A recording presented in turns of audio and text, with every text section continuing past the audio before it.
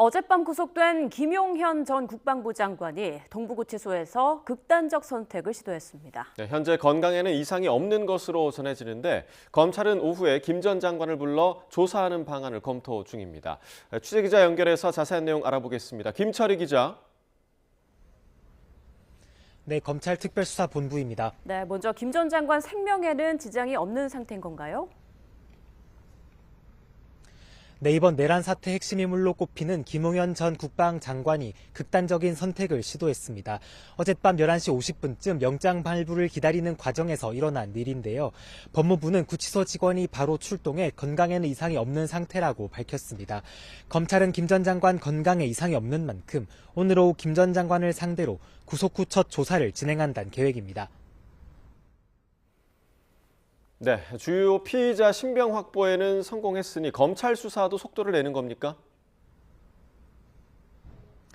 네, 검찰특별수사본부는 강제 수사에도 착수한 상태입니다. 지난 3일 비상계엄 선포 직후 국회 봉쇄작전에 투입된 특수전 사령부에 대해서 압수수색에 나선 건데요.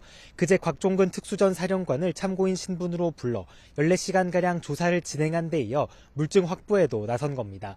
이와 함께 검찰은 국군 방첩사령부에 대해서도 사흘째 압수수색을 이어가고 있습니다. 특수본은 어제 여인영 국군 방첩사령관을 피의자 신분으로 불러 조사하기도 했습니다. 네, 이제 다음 수사 대상은 윤 대통령 아니냐 이런 관측도 나오고 있는데 수사기관 움직임은 어떻습니까?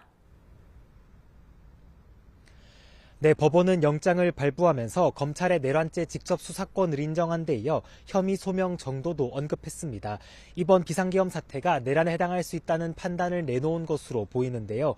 검찰은 내란 우두머리, 즉 내란 수괴가 윤석열 대통령이라고 판단하고 있는 만큼 대통령에 대한 수사가 불가피한 상황입니다. 검찰뿐 아니라 공수처도 대통령을 직접 겨누고 있습니다.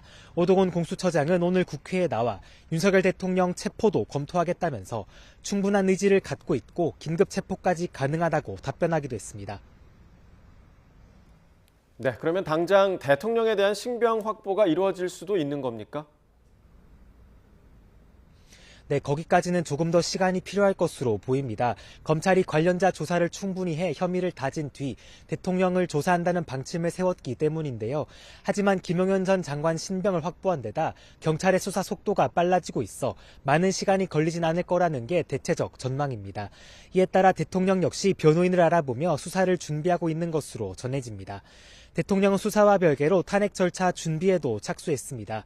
탄핵이 현실화하면 서울대 동기자, 오랜 친구인 석동현 변호사가 투입될 것으로 보입니다.